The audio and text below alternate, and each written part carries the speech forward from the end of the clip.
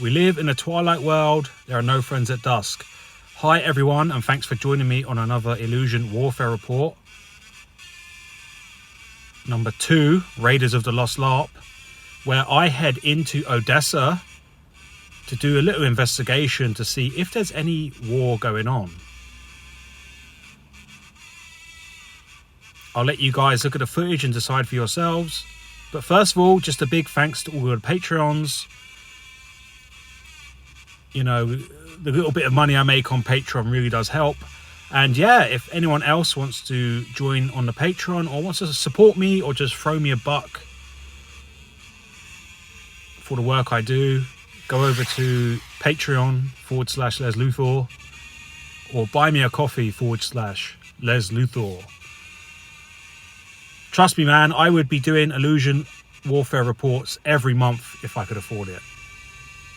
But anyway, I hope you enjoy the footage, and yeah, let me know in the comments what you think, whether the war in Ukraine and Odessa is as bad as the media is saying it is.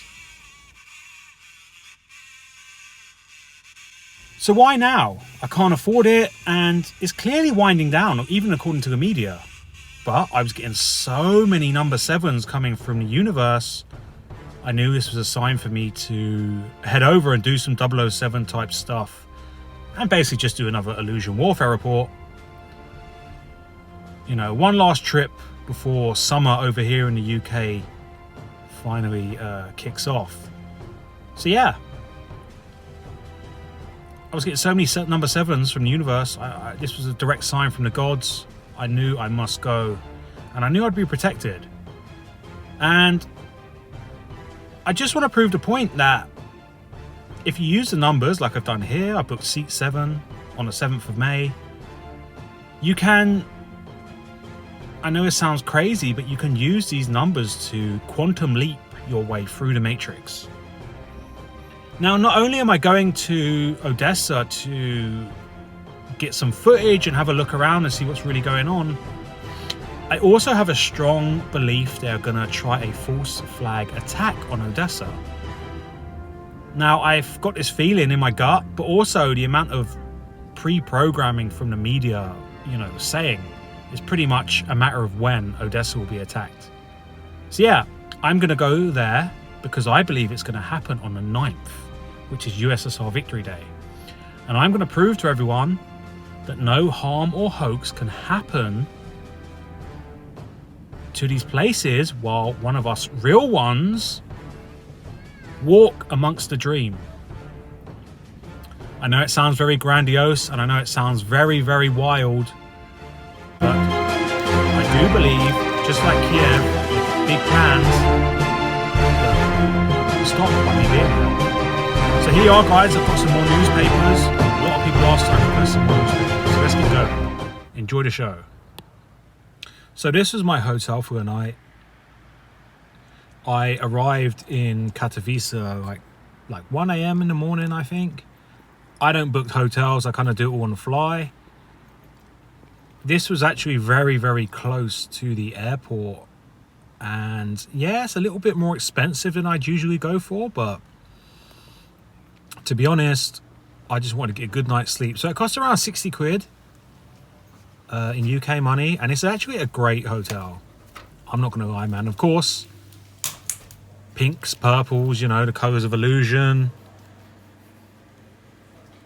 It had to be, but yeah, I mean, it's a great hotel. They do a good breakfast, and I just wanted to get a good night's sleep, you know. And I was gonna begin my travels the next morning.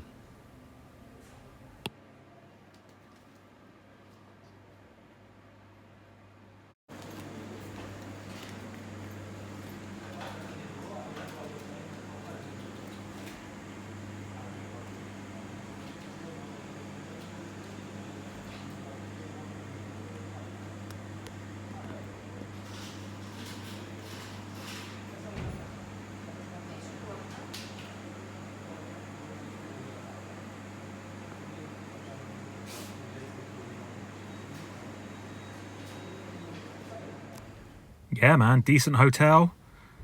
I'm not sure what this whole thing is about. You know, it's like a conspiracy theory hotel this is, man. Moxie spotted in Katowice. Is this the new beginning? And there's a picture of a UFO with, of course, a purple beam going down.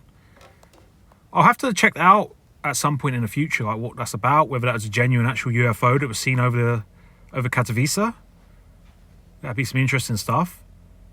You know, regarding Ukraine, there's been a lot of reports of UFOs actually flying over Ukraine. Now, those of you that follow me, say on Twitter and stuff, know that I think the ultimate controllers of this whole, and the engineers of this war, is the City of London. And I do believe they have very, very advanced craft, what we would call UFOs. So yeah, I do believe there are such crafts that can blip in and out of reality, jump forward in time, you know, shoot out laser beams, all of that shebang, you know. It exists, man. Anyway, here's the hotel. Great hotel, great shower, you know. I usually go for the cheapest kind of hostels I can find because I'm on a budget, but man, it's nice to just sometimes have a hotel with air conditioning and a decent shower. But what's strange is I got, you know, the numbers again, the 33s. If we take a look here, I'm on floor 3, but you know, you got your 3 and your 3. And of course they gave me Skull and Bones number 322. Huh, can you believe that? I don't know if that's a warning, Skull and Bones number, but yeah, man, Skull and Bones.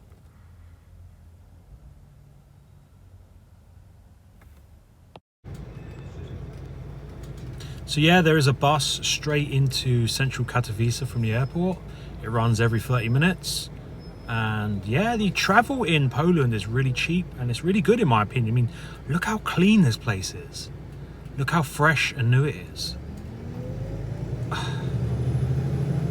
I really do like this city, and there's something going on here. I mean, you know, a story we're told is that it got demolished in World War II, and that's why it's so new. But I don't know, man, for someone like me who generally believes we're living in a dream within a dream and this is a simulation, I don't know, the sharpness and newness and cleanness of this city is something to consider.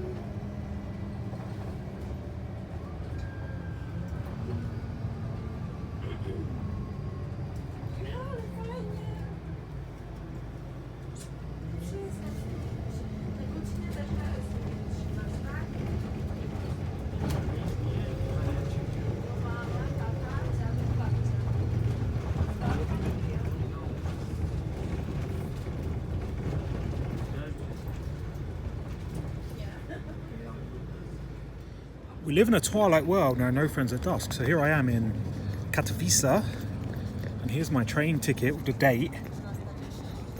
You know, for all the naysayers that say I'm not here, I've got about an hour to kill until my train arrives, so I really want to get some footage in regarding this city, because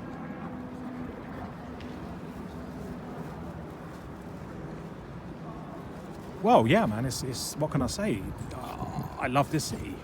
There's something very magical about Poland in general, and especially this city, Katowice. Now, a lot of people will fight you on this and say that Krakow is better because it's more old and so on, but I prefer this city, so yeah.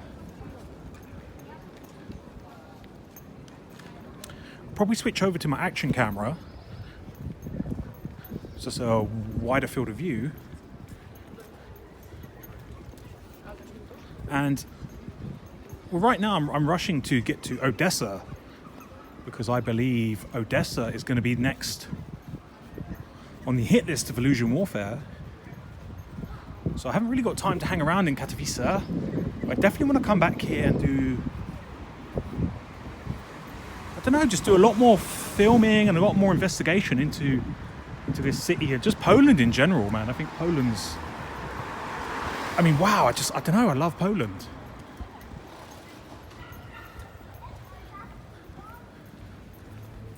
There's something really magical about Poland.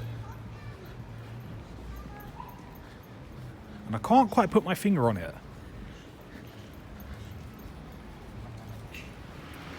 So here's some really interesting street art. You know, in Katowice. This is about a 10-minute walk from the train station, but man, look at it. Kind of cool, huh?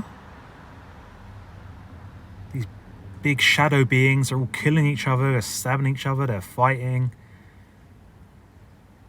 What are they? Are they demons? Are they jinn?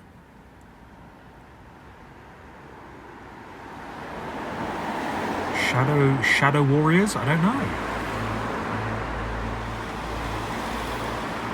Very cool, nevertheless. You know, Emily Moyer over on Off Planet Media often says that graffiti and street art is basically time travelers marking their route in and out of their journey.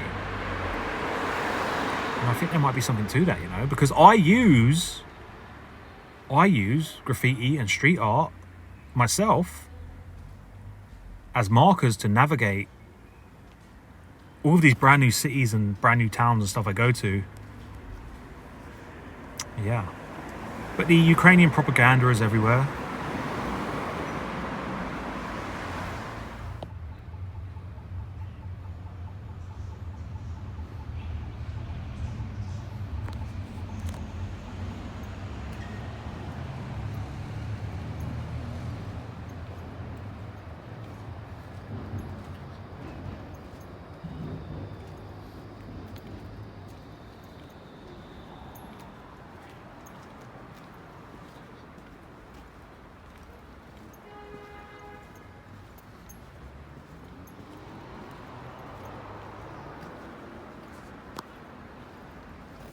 Now this is really interesting. They've set up a refugee zoo. And that's what it is, man. It's a zoo for these refugees to be on display right outside Katowice train station. This is purposely done so any traveller passing through is gonna experience the Ukraine situation. There's no getting away from it. And you're gonna have to look at these little children that are stuck in a tent, you know, eating their refugee sandwiches and soup. It's a visual on display theatre tent.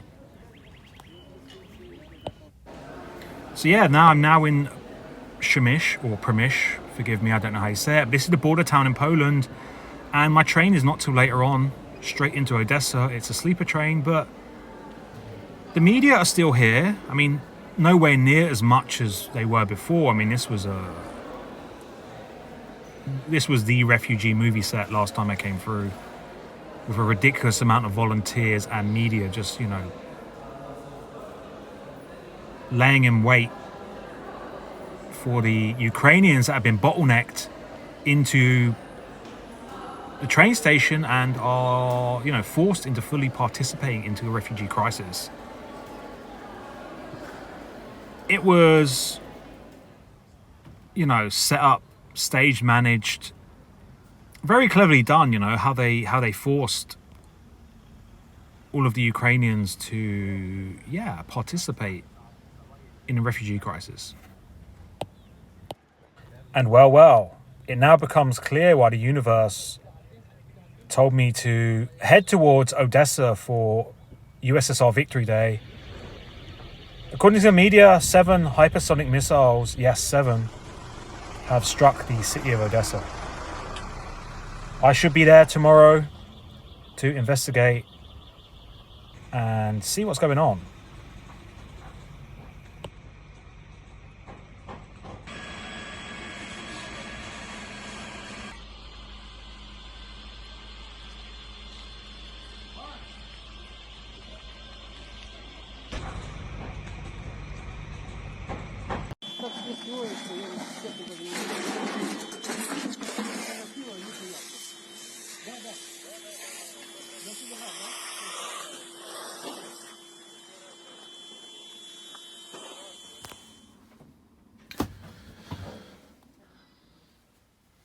We live in a twilight world, no friends at dusk. So here we are, all alone on a night train to Odessa. Honestly, man, sometimes I think to myself, God damn, what are you doing? How many times are you going to have a person with an AK-47 ask you what you're doing in this country before you kind of have to retire? So yeah, I think this will probably be my last trip into the Matrix, because it's just too risky for me. Way too risky.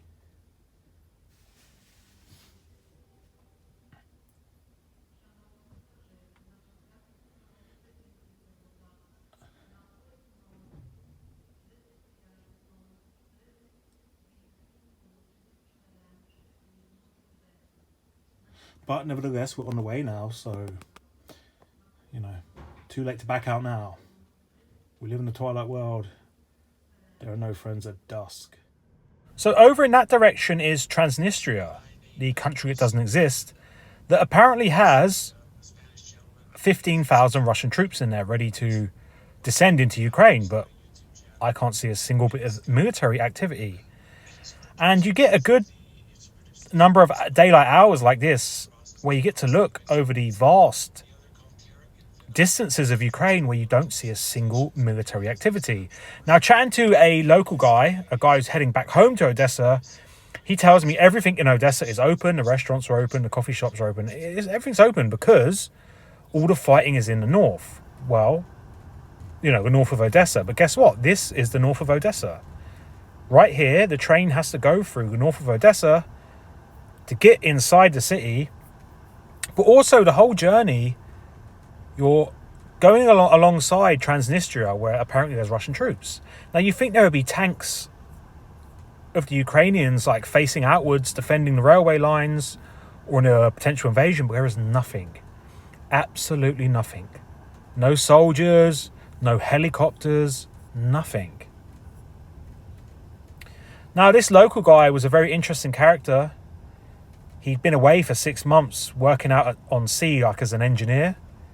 And his family had basically applied pressure on him to come home because of the situation. Now, he told me he was going to go sign up for voluntary work in the military, and that you'd basically get about $1,000 if you deployed locally, and you get $1,500 if you went out to somewhere in the east like Kharkiv. So it's definitely better money if you go further into the LARPing, and there's, as always, a cash incentive for everyone.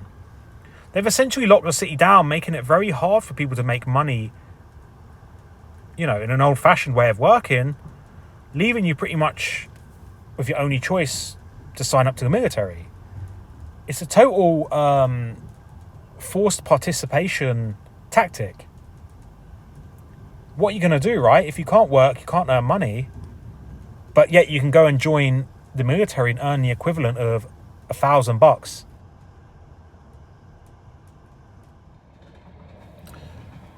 So yeah, there's a decent amount of time you can look out the window during the daylight hours and see, everything's fine here. There's not a single tank. There's no machine gun turrets. There's no real military presence along the trains at all. Now, what you're looking at right here is, we're literally like 10 minutes now from arriving in Odessa, and, I saw people playing frisbee in the park. I saw kids riding their bikes, people walking their dogs. So I knew I was going to be okay. I knew everything was going to be fine. And, where's the war at? Where is the war?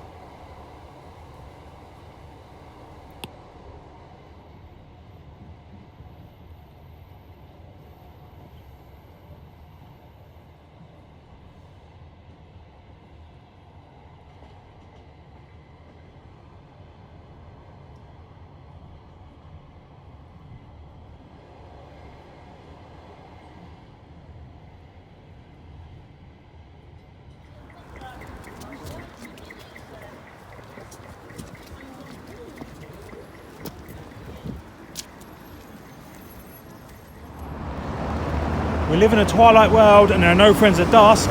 So here we are in war-torn Odessa, Ukraine. I've only just got here, so I'm going to carry on doing my little trick of filming like I'm talking on the phone, because I haven't done a little scout round yet. I don't know what's what and who's about. So, yeah. But apparently there was a missile strike here yesterday, but, Turning now to Ukraine, where Russia is bombarding Odessa with missiles. Ukrainian President Volodymyr Zelensky says Moscow's assault on the port city and other key locations is creating a threat to the world's food supply. So Deborah Pata is on the ground in Kyiv with more on this. Deborah, let's start with Odessa. Why is Russia targeting Odessa now? What are they hoping to accomplish? Well, Odessa is a very important town, port city for Vladimir Putin. He wants to seize it so he can create that land bridge. Now, he's also...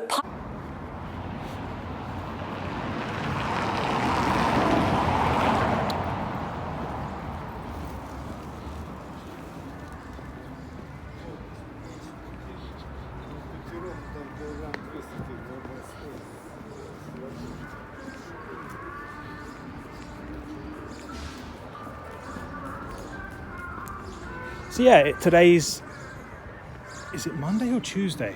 It's the 10th today anyway. And yesterday, apparently this place had a missile strike. 7 missiles hit Odessa yesterday. Now, does it look like that to you from the images I'm showing you? I don't know. Either way, I'm gonna get some food now.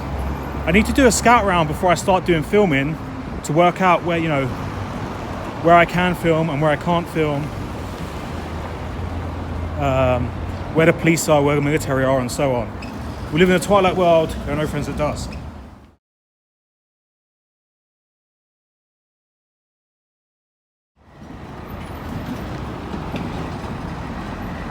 We live in a twilight world. There are no friends at dusk. So according to the media, this town got absolutely destroyed by missile strikes last night. Now, I don't know, I think the media did say it was in the north, but even still, look at this place. This place is absolutely booming. It's a very thriving city in the summer now, yet again. I've never been here, other than now, to know what it's like to compare to, but seems pretty busy to me, and everyone seems really chilled out. Now, what's great about this city is there's lots of men walking around, so I'm not the only male walking around amongst loads of soldiers, Back in Kyiv, I had a big problem where I was the only fighting age male walking around that wasn't dressed up. you know, LARPing around. Where here there is an abundance of, yeah, fighting age males walking around. So I can be a bit more comfortable when it comes to, you know, filming this way, holding the camera correctly and not having to worry that someone's watching me or I might get pulled over for arrest. So yeah, I still need to scope the town out and see who's around. So I will maybe sometimes hold the camera sideways, sometimes hold it the correct way. Who knows? But either way, here we are in Odessa. So at some point I'll try and get myself a newspaper or a receipt or something with the date on for all the naysayers will try and claim that I'm not here. But I'm going to go to a landmark. So there's the date. There's a cat. Little kitty. Whoa. And over there is like the port town. But I don't know if I'm gonna like no.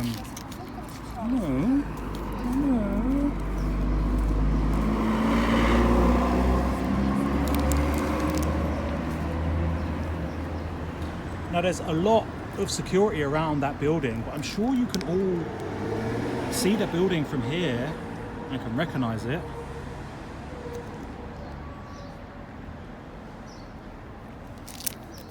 Now what they obviously do is set up all their main checkpoints around the main touristy parts.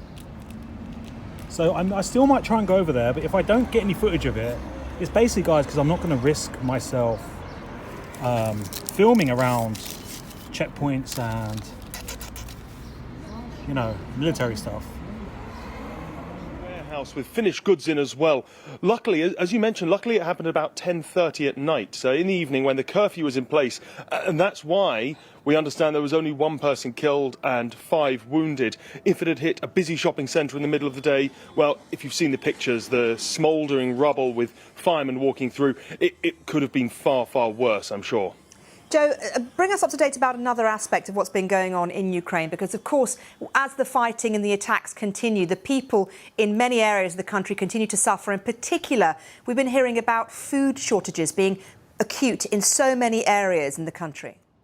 So yeah, despite what the media claims, which is more lies, there's actually an abundance of food in Odessa. I never saw anywhere where there was a shortage. Every shop I went into was fully stocked. Every restaurant had every food. So yeah, once again, the media are lying. So if all the naysayers are going to obviously claim I'm not here, that's a very famous building. I don't know if that's the train station, but the train station is definitely behind that. Here is a roundabout with a McDonald's behind.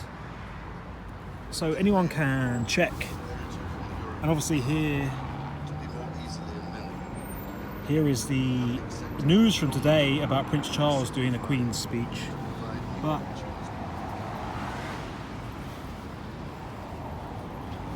here I am. So yeah, you can all go and check this out for yourselves.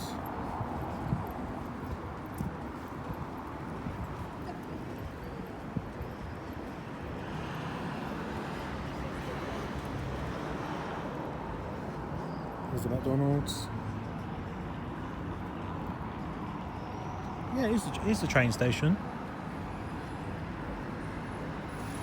And we have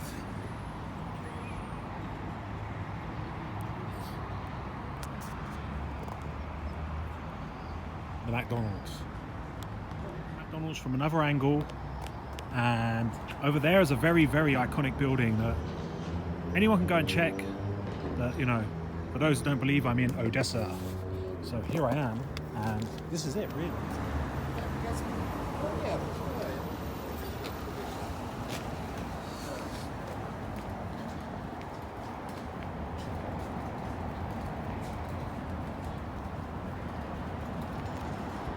We live in a twilight world, there are no friends at dusk. The same rules apply, even though I'm in Odessa. Always carry a prop around to make it look like you're going somewhere or you've been somewhere. Although there might not be as many people in uniforms around, you never know who is watching.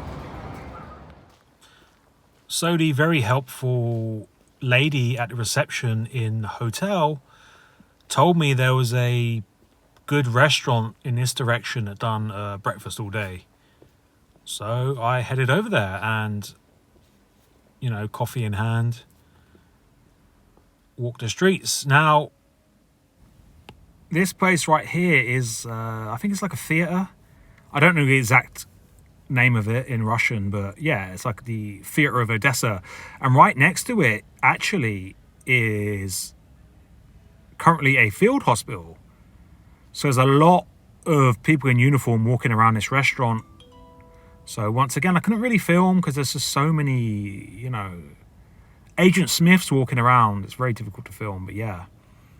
And the other side of this building would be the beach. But apparently the beach has been mined, and also, you know, there's a lot of Agent Smiths walking around, so impossible to film.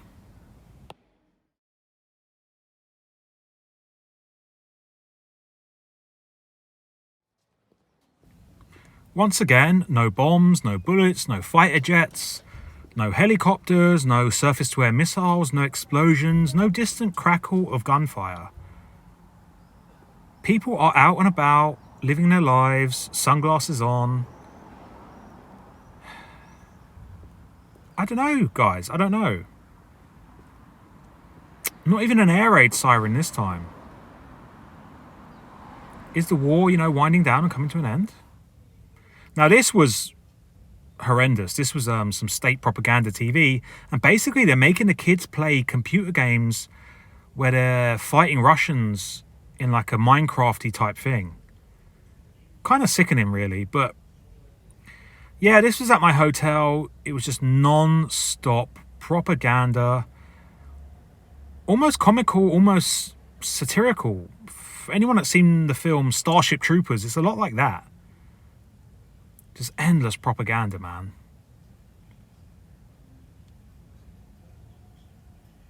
You just can't escape it. You can't escape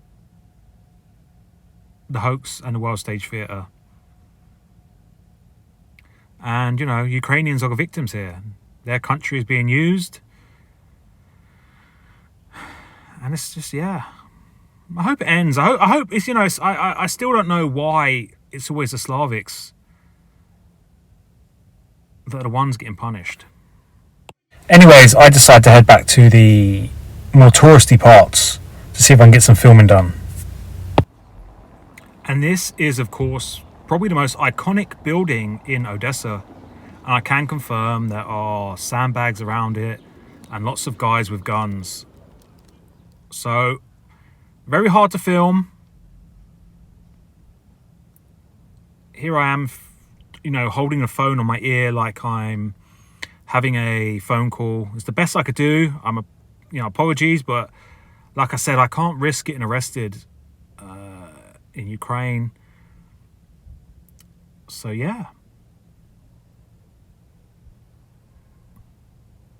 All the nice spots have basically got heavily armed guards. Now, obviously, they think they're protecting the building, but really what they're doing is stopping anyone filming and letting it get out there to the rest of the world. Actually, things are fine in Odessa. You see how the game works. These guys in uniforms genuinely believe they are providing security, but no, they are stopping any word getting out that, you know, things are absolutely fine in Odessa. People are out in the restaurants living it up, you know. Sunglasses and flip-flops. Now, over time, like, what I started to realize is actually no one is filming.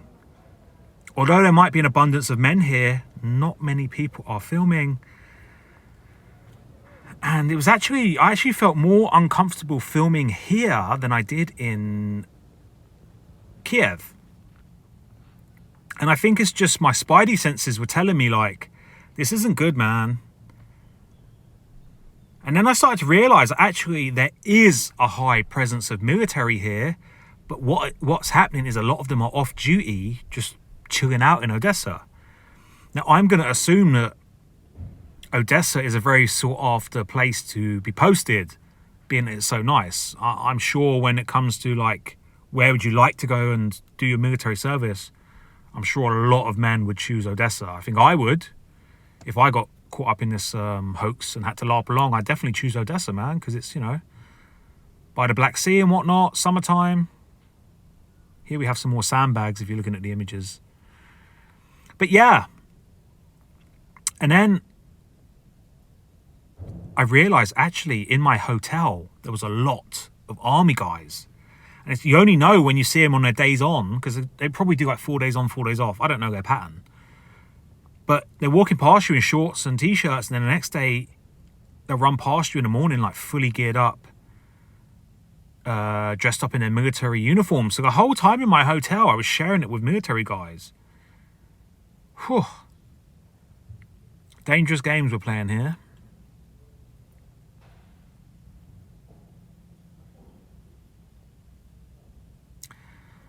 I think this footage is still day 2, if I remember correctly.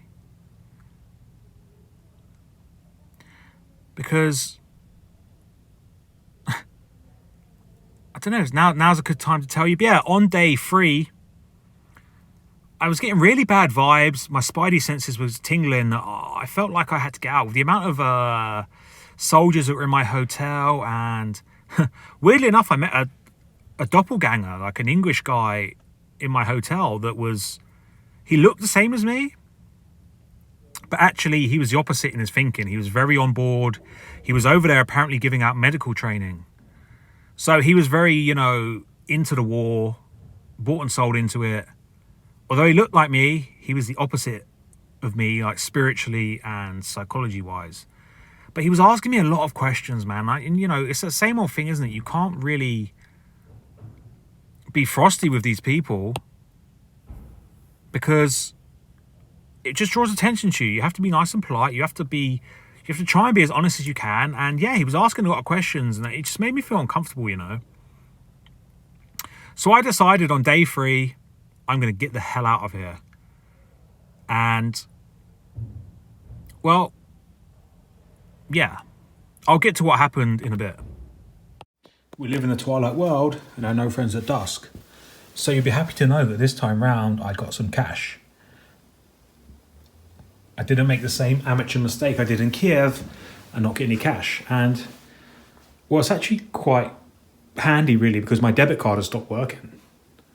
So, I'd be kind of screwed if I didn't have the cash. And even my Apple Pay, which is connected to that debit card, is being declined everywhere. So yeah, another annoying thing. But here we are. Here's the view outside the hotel. And of course, in that direction, you've got the Black Sea, where apparently the Russian fleet are, with their battleships aiming at Odessa right here. Over to the east would be, you know, Kherson, where the Russian forces are apparently there, occupied. And then over to the west would be Transnistria, the country that doesn't exist, where there's Russian forces. So we're surrounded by 3 sides here. And it makes you wonder and ask the question, why haven't the Russians taken it? Well, I think you all know by now my answer to that is illusion warfare.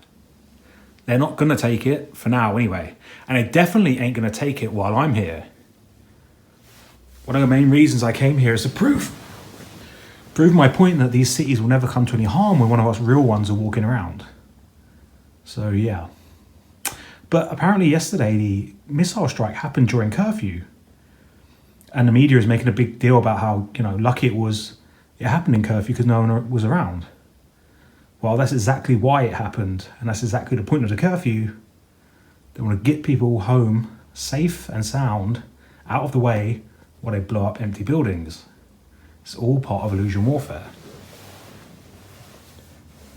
They are actively making sure that people don't get hurt. I know it's hard for people to believe, but I'm telling you, that's how it's working.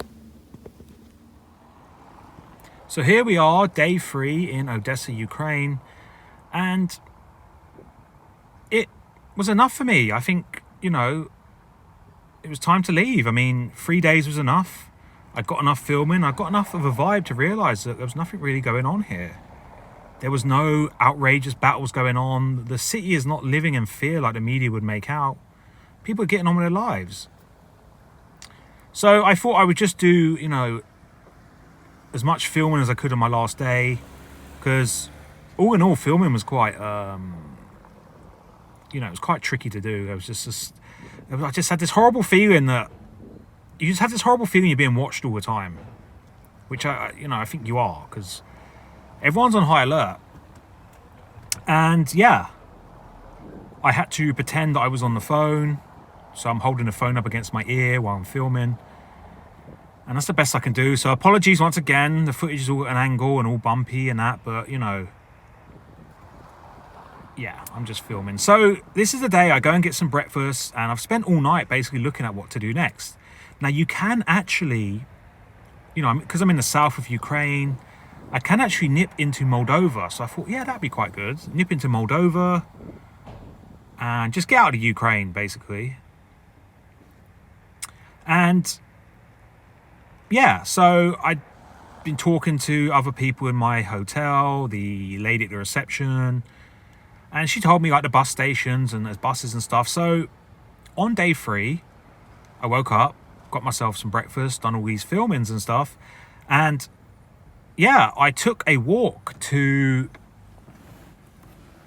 the central bus station in Odessa. Now, because it's my last day, I thought, fuck it, you know, I'm literally only here for a couple more hours. I'm going to start being a bit more ballsy with my filming. And I was filming this tank monument that's near the central bus station.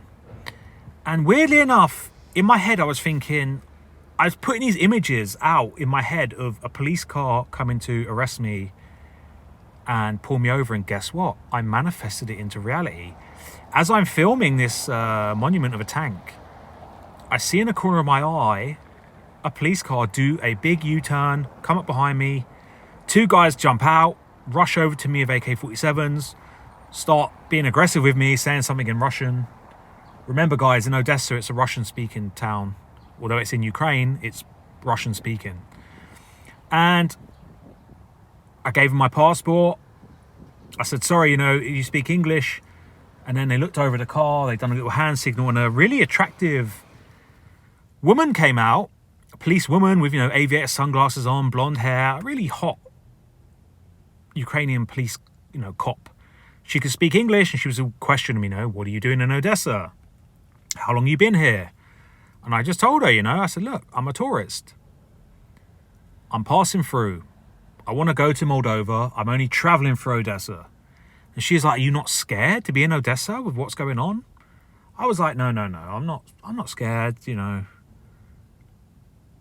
I understand it's problematic for me to be here, but no, I'm not scared. You know, I was on my P's and Q's, innit? I'm trying to be as helpful as I can and polite as I can to not get in any trouble with the police, man. The last thing I want to do is get arrested in a foreign country. So she was like, oh, okay, so you're a tourist. I'm like, yeah. So yeah, I mean, it was quite nerve-wracking once again having people come up to me with AK-47s, but in general they were quite helpful. But what they did do is made me unlock my phone, and they made me delete all of the photos I'd taken of the tank monument and a few more. For some reason they stopped at about, I don't know, 10 kind of files that I'd saved, and they let me keep what I've shown you here. But yeah, man, they made me delete the footage of me walking towards the central bus station. Now, I was a little bit concerned they were just going to go onto my Twitter and see, you know, who I am on Twitter and be like, oh, we've heard about you. Come with us, son. But they didn't. They explained to me at this situation, you cannot film in Odessa. You cannot film streets. You cannot film anything. And she gave me the whole, you know, you understand why, blah, blah, blah. I was like, yeah, I know. I was like, look, it's my one time in Odessa. I just thought take some images and pictures, you know, just for the scrapbook.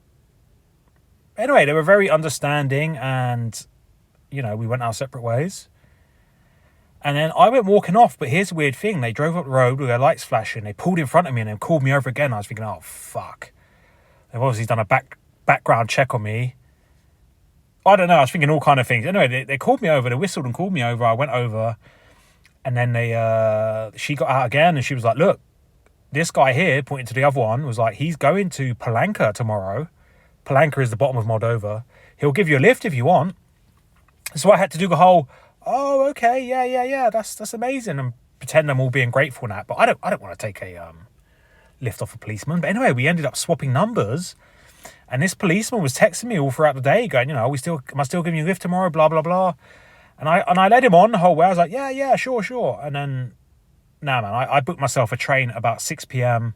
I jumped on that train. And once that train was about 3 hours out of Odessa, I messaged him and said, look, sorry, man. I got the train, but thank you for your help. I'll buy you a beer next time for the offer when I'm back in Odessa.